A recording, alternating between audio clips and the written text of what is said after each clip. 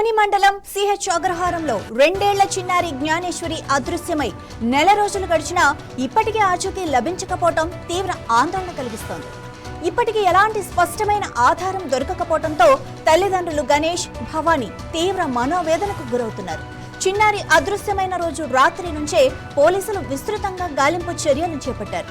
జాగిలాలు, NDRF బృందాలు, అటవీ శాఖ సిబ్బంది, ప్రత్యేక రక్షణ బృందాలు సమన్వయంతో కొండలు, తోట ప్రాంతాలను జల్లెడపట్టారు. థర్మల్ డ్రోన్ల సాయంతోనూ విస్తృతంగా పరిశీలనలు నిర్వహించారు. సీసీ కెమెరాల ఫుటేజ్తో పాటు పరిసరాల్లోని 7 టవర్ల పరిధిలో వందలాది ఫోన్ కాల్ డేటాలను కూడా విశ్లేషించారు. సమీపంలోని బావులు, చెరువులు, నీటి నిల్వ ప్రాంతాలను కూడా పూర్తిగా పరిశీలించారు. అనుమానితులను విచారించినప్పటికీ ఇప్పటి వరకు చిన్నారి జాడకు సంబంధించిన ఎలాంటి క్లూలు కూడా లభించలేదు. దర్యాప్తు బృందాలు అన్ని కోణాల్లో విచారణ ఇంకా కొనసాగిస్తూనే ఉన్నాయి.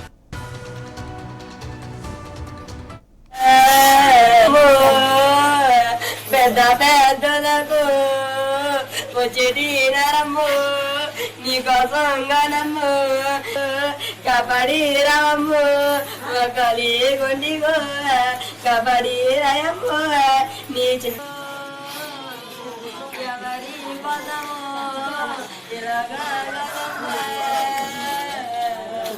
వచ్చేటి దరేడు ఏమయ్యింది నీకు ఎగడు నా బాను వచ్చి